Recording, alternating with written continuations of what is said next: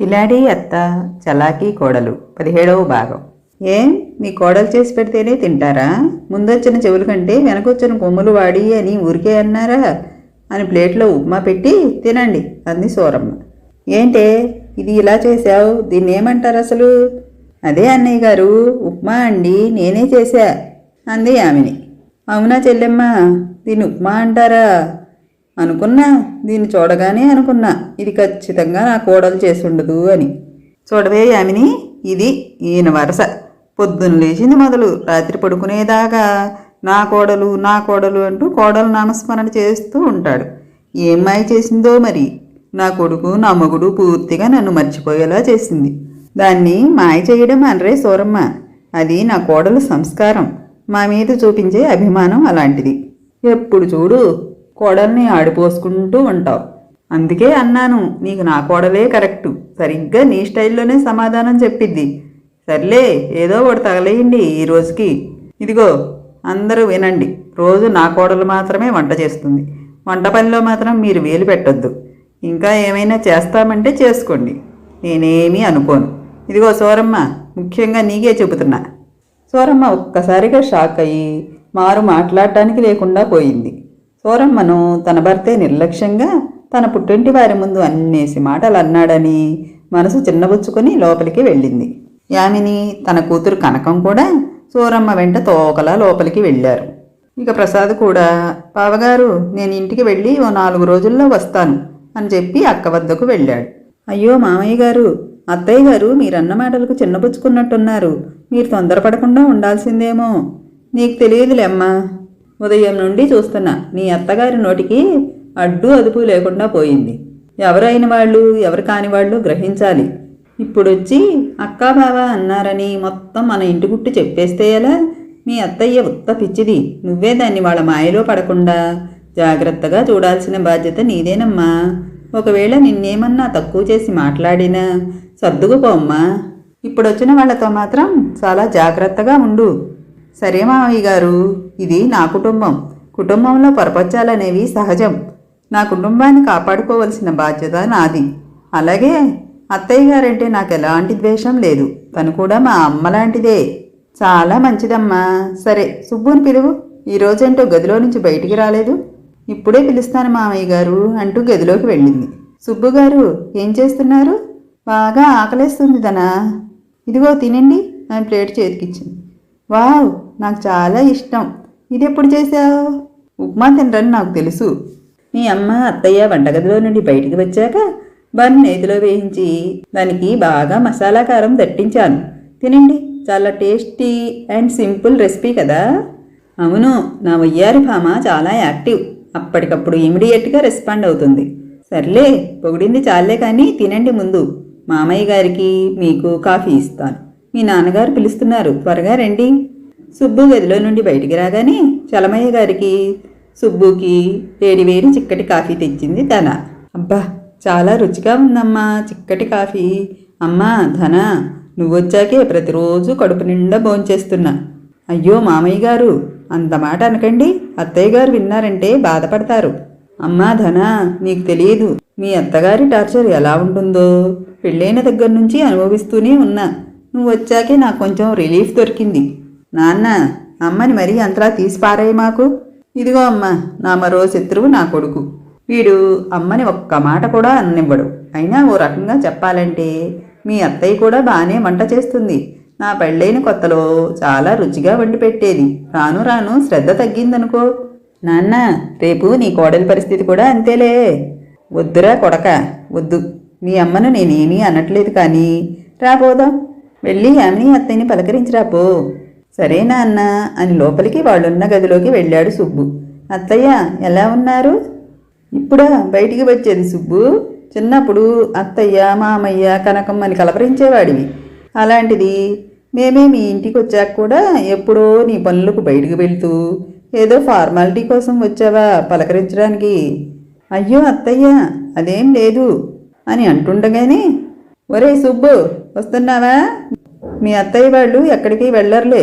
సాయంత్రం తీరిగ్గా మాట్లాడదు గాని రా త్వరగా. ఆ నాన్న వస్తున్నా అని ఇద్దరూ పొలం బయలుదేరి వెళ్ళారు. ఇక మొహం మార్చుకుని లోపలికి వెళ్ళిన సూరమ్మను ఆమె వెనకే తోకలా వెళ్ళిన యామిని, ఆమె కూతురు కనకం, అసలే తనపై కోపంతో రగిలిపోతున్న సూరమ్మకు లేనిపోనివి చెప్పి మరింత రెచ్చగొట్టడం మొదలుపెట్టారు. ఏందొదినా ఈ విచిత్రం? నేనెక్కడా చూడలేదబ్బా. కోడల్ని మామగారు భలే వెనకేసుకొస్తున్నారు. అవును, ఆవిడగారు ఆయన గారి తల్లి అంశతో పుట్టిందట. ఇదంతా మా అత్త చేసిన నిర్వాకం అంది సూరమ్మ. లేదు వదిన, నీ కోడలికి మాత్రం సరైన గుణపాఠం నేర్పించాలి. ఎలా యామిని? అది ఇంట్లో అడుగు పెట్టినప్పటి నుంచి ట్రై చేస్తున్నా, నా వల్ల కాలేదు. అప్పుడు నువ్వొక్కదానివే వదినా, కానీ ఇప్పుడు ఉప్పుకు నిప్పు తోడైనట్లు మేమొచ్చాం, దాని అంతు చూద్దాం. ఒసే కనకం, నువ్వు దాన్ని ఓ కంట కనిపెడుతూ ఉండాలి. అది ఎప్పుడు ఏ టైంలో ఏం చేస్తుందో చూసి మాకు చెప్పే బాధ్యత నీది. అలా అయితేనే నీ బావ నీ వశం అయ్యే అవకాశం ఉంది. అలాగే అమ్మా, ఈ రోజు నుంచి నేను అదే పనిలో ఉంటాను అని మంగమ్మ శపథం చేసింది కనకం. ముగ్గురు గదిలో గుసగుసలు చెప్పుకొని ఎప్పటికో బయటికి వచ్చారు. అప్పటికే ధన వంట పని ఇంటి పని మొత్తం చేసేసి తీరిగ్గా కూర్చుని టీవీ చూస్తుంది. యామిని పనిగట్టుకుని మరీ ధన వద్దకు వచ్చి, అమ్మా ధన. హా పిన్ని గారు, రండి రండి కూర్చోండి అని ఆహ్వానించింది. చెప్పండి పిన్ని గారు, ఏమైనా కావాలా? అదేం వద్దు, అయినా ఇంటికి కొత్త కోడలివి, నీ చేత మేం పనులు చేయించుకోవడం అంత పద్ధతి కాదులేమ్మా అంది వెటకారంగా. అయ్యో పర్లేదు పిన్ని గారు, అమ్మగారింటిని ఎప్పుడైతే వదిలి ఇంటికి వచ్చానో అప్పుడే ఇంట్లో ఒక మనిషినైపోయాను. దీంట్లో ఇంకా కొత్త పాత ఏమీ లేదు. ఈ ఇల్లు నాది, నాకు సర్వహక్కులు ఉన్నాయి. మీలాంటి వారికి ఏమైనా కావాలి అంటే ఒకరు మా అత్తగారినైనా అడగాలి, లేదంటే నన్ను అని కౌంటర్ ఇచ్చింది ధన. దాంతో యామిని ముది తిప్పుతూ, చూసావా వదిన దీని టెంపర్తనం, మేం పరాయి వాళ్ళం, అది ఇంటి యజమాని అని చెప్పకనే చెప్పింది అని సూరమ్మ చెవిలో చిన్నగా ఊదింది. అవునే, అప్పుడే దానికి అన్ని హక్కులు వచ్చేసినట్టు తెగ విర్రవీగుతుంది అని. కోళ్ళ, అప్పుడే తెగ సంబరపడిపోకు. పెళ్ళవ్వగానే సరికాదు, ఒక వారసుణ్ణి కూడా ఇవ్వాలి, అప్పుడే సర్వ హక్కులు వచ్చినట్టు గుర్తుంచుకో. పెళ్ళయి 1/2 సంవత్సరం కావస్తుంది, ఓ కడుపు లేదు కాకరకాయ లేదు అనేసరికి ధన పాపం చిన్నబోయి గదిలోకి వెళ్ళి తలుపేసుకుంది. పెళ్ళై సంవత్సరం కూడా కాలేదు, అప్పుడే పిల్లలు అని తెగ ఊపలాట పడుతున్నారు. మీకెప్పుడు కావాలంటే అప్పుడు పుట్టేయటానికి అవేమన్నా అంగట్లో కొనే వస్తువులా? మీకెప్పటికో లేక లేక పెళ్ళైన చాలా ఏళ్లకు కానీ సుబ్బుగారు పుట్టలేదు. అప్పుడు కూడా మీ అత్తగారు ఇలాగే ఎద్దేవా చేస్తే తెలిసేది ఆ బాధ ఏంటో అనుకుంటూ బాధపడుతూ కూర్చుంది ధన. సాయంత్రం కావస్తుంది. పొలం పనులు చూసుకుని ఇంటికి వచ్చారు చలమయ్య గారు ఇంకా సుబ్బు. శుభ్రంగా వేడి నీటితో స్నానం చేశారు. ఉదయం చలమయ్య గారు ఇచ్చిన డోస్కి సూరమ్మ ఇంకా యామిని వంటగది వైపుకి తొంగి కూడా చూడలేదు. ధన ఒక్కతే వంట పని పూర్తి చేసి డైనింగ్ టేబుల్పై సర్ది అందరినీ భోజనానికి పిలిచింది. సూరమ్మ యామిని ఏదో తింగర పని చేసినట్టున్నారు. ఎంతో సంతోషంతో గబగబా వచ్చి చైర్ లాక్కుని కూర్చున్నారు. త్వరగా వడ్డించమ్మా, ఆకలేస్తుంది అన్నారు చలమయ్య గారు. అలాగే మామయ్య గారు అని అందరికీ వడ్డించబోతుంటే, ధన ముందు మీ మామయ్య గారికి వడ్డించు, ఆయన ఏదైనా మిగిల్చితే అప్పుడు తింటాం అంది సూరమ్మ వెటకారంగా. ఆమె వెటకారంలో ఏదో చేసింది ఇది, అందుకే ముందు నన్ను మాత్రమే తినమంటుంది అని గ్రహించి కూరలు ఎక్కువ వేయించుకోకుండా ఒక్కొక్కటిగా కొంచెం కొంచెం రుచి చూడసాగాడు. కూరలన్నీ చాలా చాలా రుచిగా ఉన్నాయి. అమ్మయ్య, ఏమీ లేదులే అని అమ్మ ధన ఈరోజు వంట సూపర్ అంటూ లొట్టలేసుకుంటూ తింటున్నారు చలమయ్య గారు. సుబ్బు కూడా కూరలన్నీ చాలా బాగున్నాయి అని తండ్రి కొడుకులు తనను తెగ పొగిడేస్తున్నారు. సూరమ్మ యామిని కనకం ముగ్గురు తెల్ల ముఖాలు వేసుకుని చూస్తున్నారు. అమ్మా, నేను కూరలన్నింటిలో చాలా ఉప్పు కలిపాను, మరి ఏమైంది విచిత్రం అనుకుంటూ గబగబా వడ్డించుకుని తినడం స్టార్ట్ చేశారు. కూరలన్నీ చాలా రుచిగా సూపర్గా ఉన్నాయి. ఇదెక్కడి విచిత్రం, అంతంత ఉప్పు కలిపాక కూడా ఇంత టేస్టీగా ఎలా ఉన్నాయో అర్థం కాక తలపట్టుకుని కూర్చున్నారు. వంట రుచి మాత్రం అదిరిపోయింది అనుకుంటూ ఈ ముగ్గురు కూడా ఒక ముద్ద ఎక్కువే లాగించారు. ఏమోలే వదిన, ఈరోజు మాత్రం మంచి రుచిగల భోజనం చేశాం.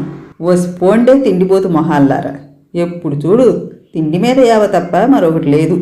అసలు ఏమైందో అర్థం కాక నేను బుర్రబద్దలు కొట్టుకుని చస్తుంటే మీరు తిండి గురించి ఆలోచిస్తున్నారా అని తిట్లదండకం మొదలుపెట్టింది సూరమ్మ. అసలు ఏమైంది, అంత ఉప్పు కలిపాక కూడా కూరలేలా అంత రుచిగా ఉన్నాయి? తెలుసుకోవాలంటే ప్లీజ్ ఫాలో మై స్టోరీ.